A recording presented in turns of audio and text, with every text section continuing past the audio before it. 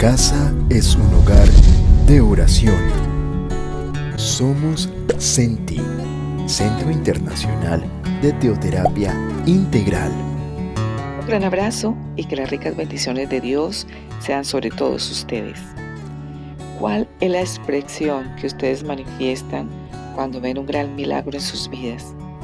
Seguramente pueden alzar las manos a Dios en señal de agradecimiento. Pueden postrarse, arrodillarse, llorar de alegría y de regocijo, exclamar en voz alta las alabanzas por su obrar. A lo mejor pueden ayunar en acción de gracias. En fin, pueden ser esas muchas manifestaciones de gratitud que ustedes pueden darle a Dios cuando ven un gran milagro.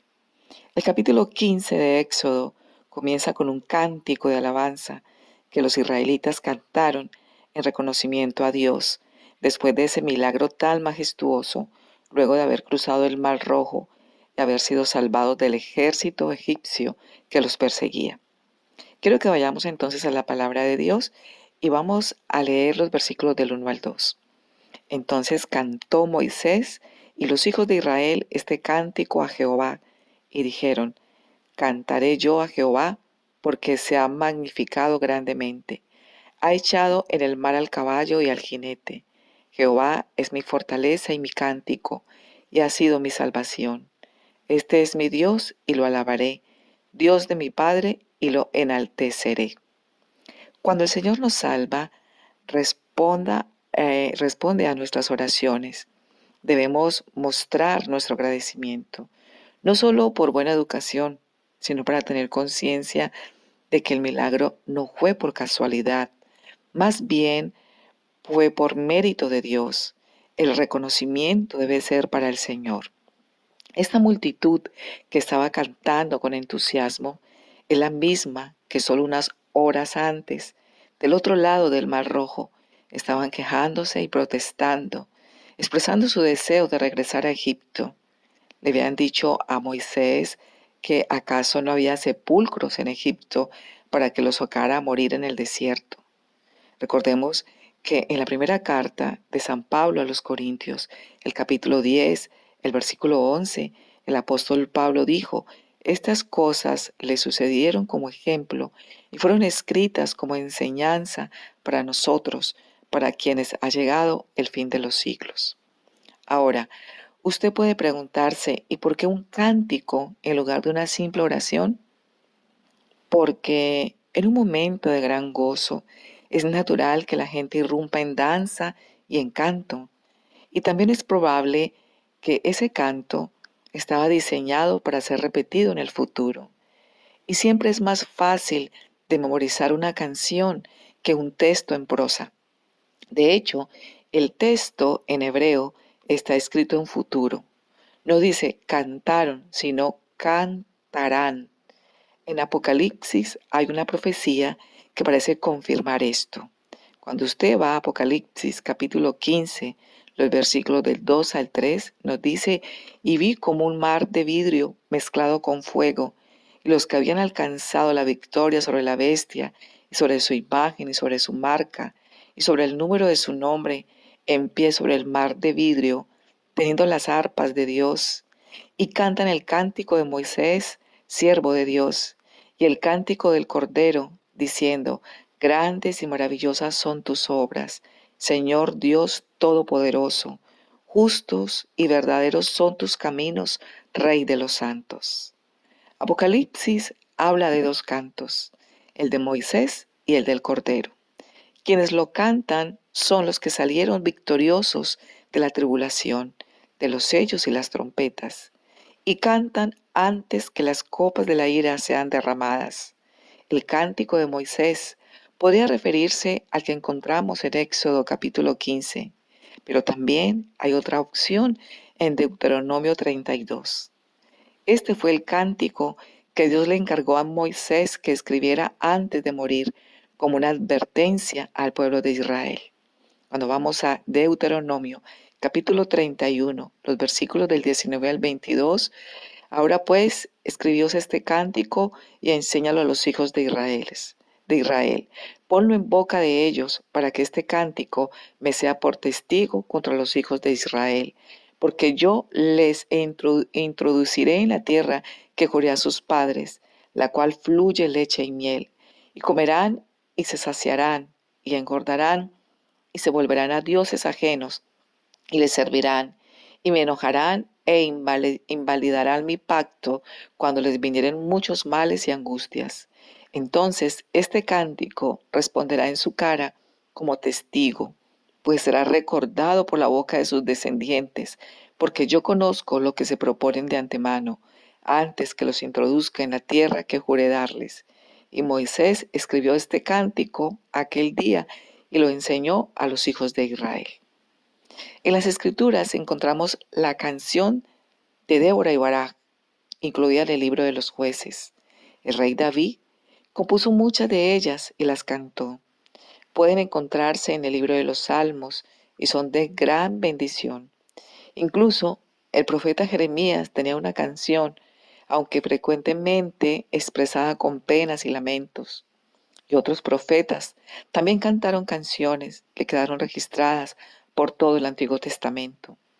El Nuevo Testamento comienza con canciones. El médico Lucas incluyó varias en su Evangelio. Estaba la canción de Elizabeth cuando recibió el mensaje de que iba a tener un hijo. La Virgen María cantó también una canción cuando supo que iba a ser la madre del Señor Jesucristo. Y otras canciones estuvieron relacionadas con el nacimiento de Cristo. Finalmente, en el último libro de la Biblia, en Apocalipsis, que ya hablamos antes, podemos vislumbrar una imagen momentánea del cielo, donde vemos a una gran multitud reunida alrededor del trono de Dios, cantando una nueva canción. Allí todos tendremos un cuerpo nuevo, con una nueva voz, y podremos participar en aquel gran coro. La canción de Moisés y los israelitas vuelve a relatar la tremenda experiencia que tuvieron al cruzar el Mar Rojo. Su canción contó la historia de lo que le habían visto hacer a Dios y de lo que Dios había hecho por ellos, algo que no serían capaces de olvidar. Y esta canción mantendría esa experiencia en sus recuerdos. En la tradición hebrea, el canto de Éxodo capítulo 15 es conocido como Cántico del Mar. En hebreo, Shirat Hayan. Tradicionalmente lo cantan en el último día de la época de la Pascua, el 21 días del mes de Nisán, fecha que creen que los israelitas cruzaron el Mar Rojo. En tiempos del templo, los levitas entonaron este cántico todos los días durante la ofrenda de la tarde, en cumplimiento de lo escrito en Deuteronomio, el capítulo 16, el versículo 3. Esa parte B, para que te acuerdes del día en que saliste de la tierra de Egipto todos los días de tu vida.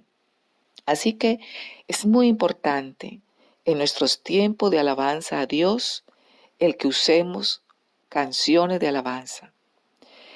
Leyendo el versículo 3, nos dice Jehová, varón de guerra, Jehová es su nombre. En el contexto del milagro del Mar Rojo, Dios se presenta a su pueblo Israel con una nueva descripción de quién es Él, como un Dios guerrero, como hombre de guerra. Siempre el nombre es Jehová, pero se presenta como varón de guerra. Israel necesitaba ver el brazo fuerte de Dios que lo defendiera en momentos de guerra. Si nos hemos imaginado a Dios como un ser venerable y pacífico, nos extrañará verle en esta canción de Moisés como un guerrero. También en el capítulo 19 del libro de Apocalipsis le vemos venir a la tierra para reprimir toda la maldad. Hasta que su venida tenga lugar, este mundo no tendrá paz. Leamos los versículos del 4 al 6. Echó en el mar los carros de Faraón y su ejército, y sus capitanes escogidos fueron hundidos en el Mar Rojo. Los abismos los cubrieron, descendieron a las profundidades como piedra.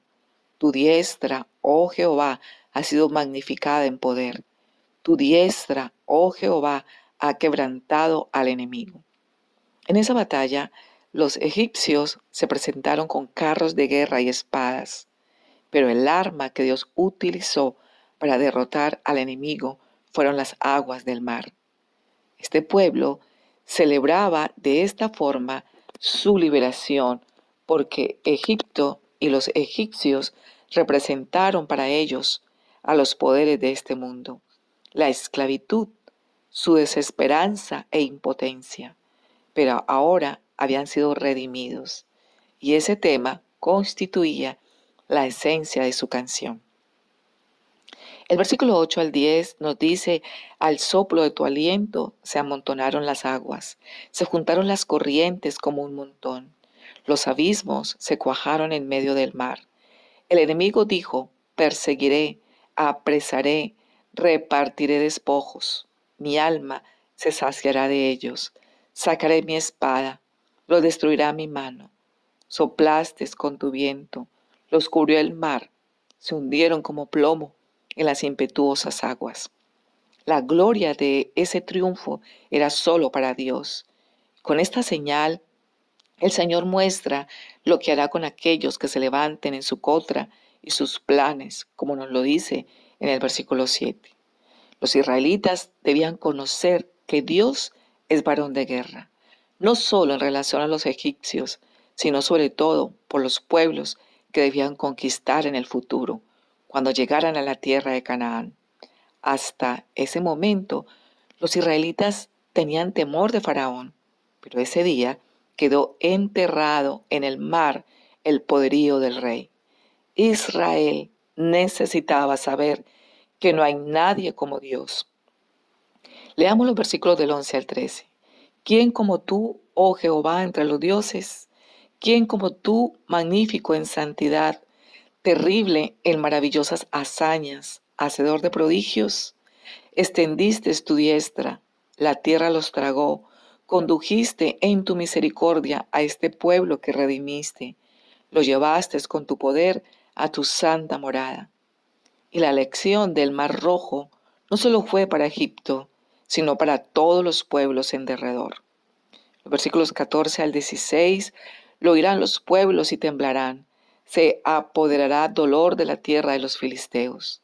Entonces los caudillos de Edom se turbarán, a los valientes de Moab los sobrecogerá temblor, se acobardarán todos los moradores de Canaán, caiga sobre ellos temblor y espanto, a la grandeza de tu brazo enmudezcan como una piedra, hasta que haya pasado tu pueblo, oh Jehová, hasta que haya pasado este pueblo que tú rescataste. Dios no les describió a los israelitas exactamente cada paso que iban a dar a continuación luego de cruzar el Mar Rojo, pero por lo menos les dio la dirección que iban a tomar.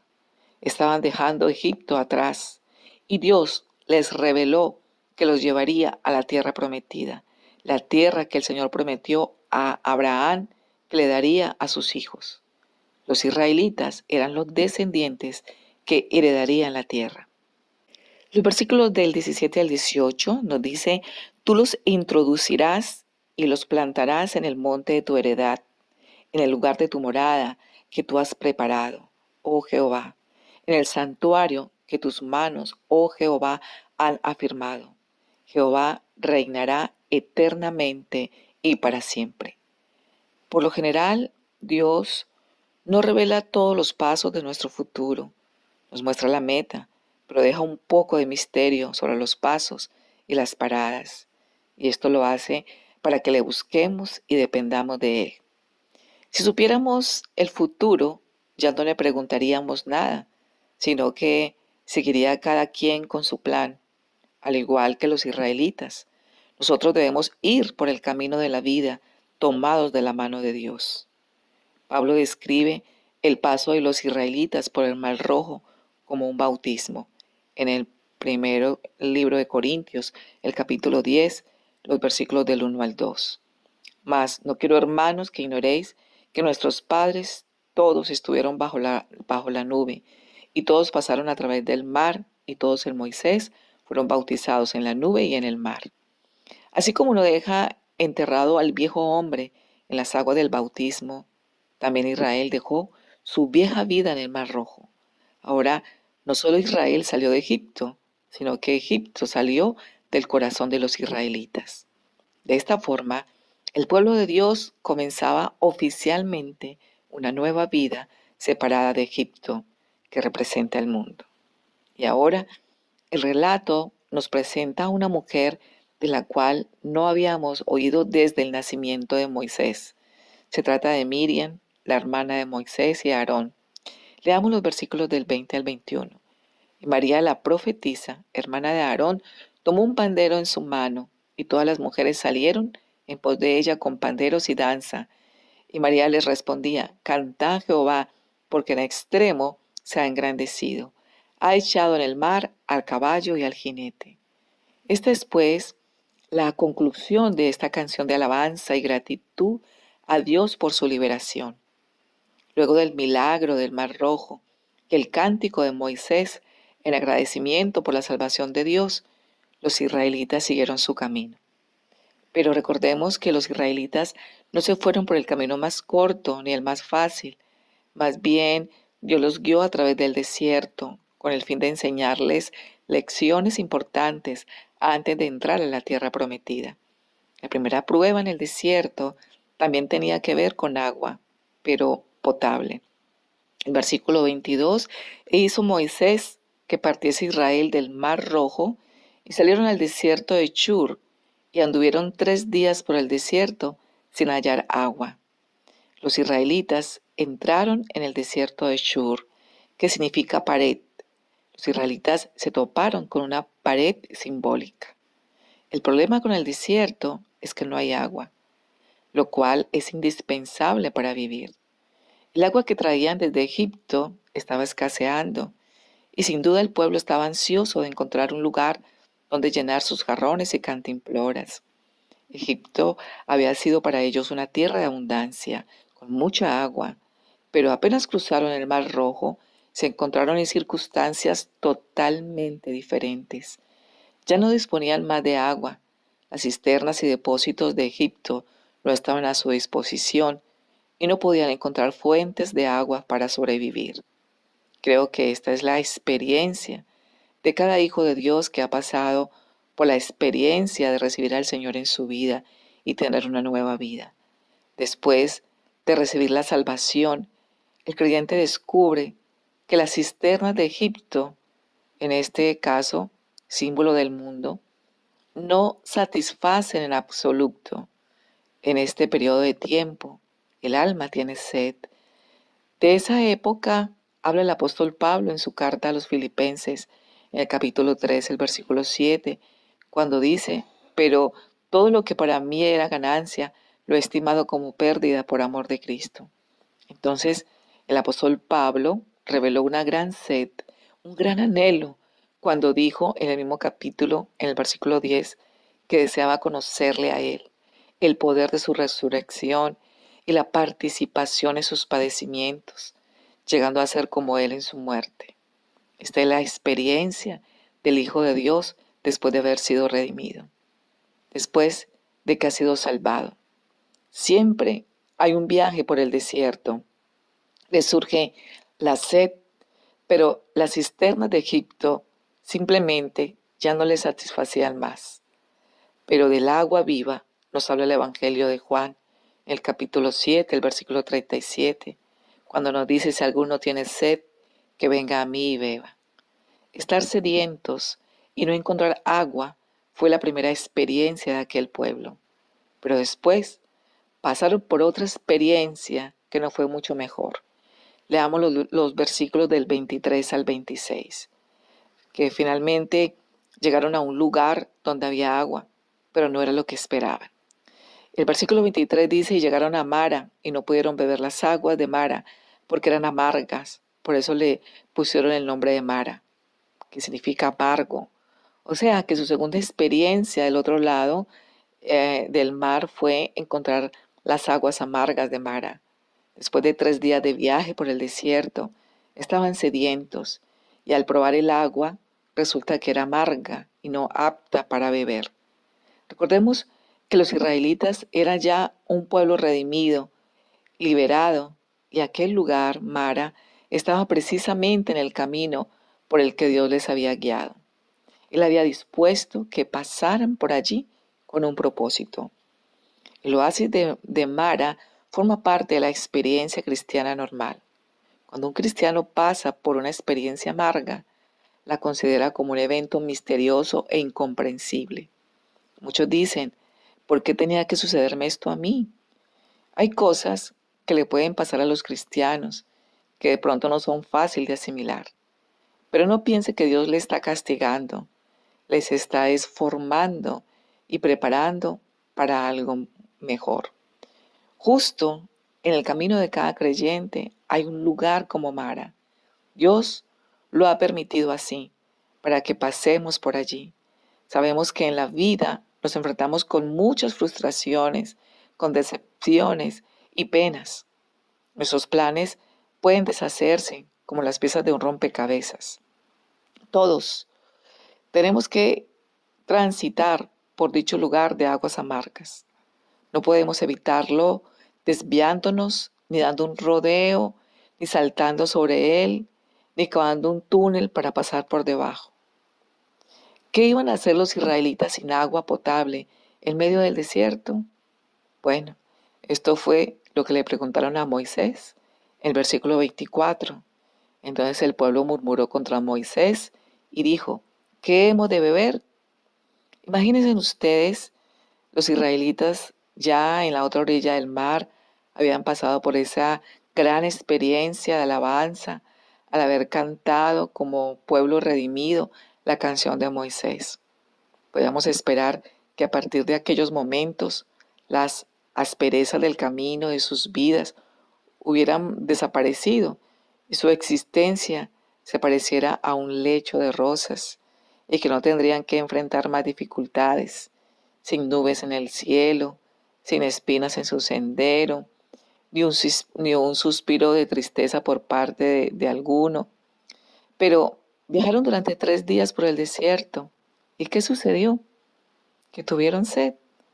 Desde el principio se hizo evidente que el pueblo había puesto sus ojos en Moisés.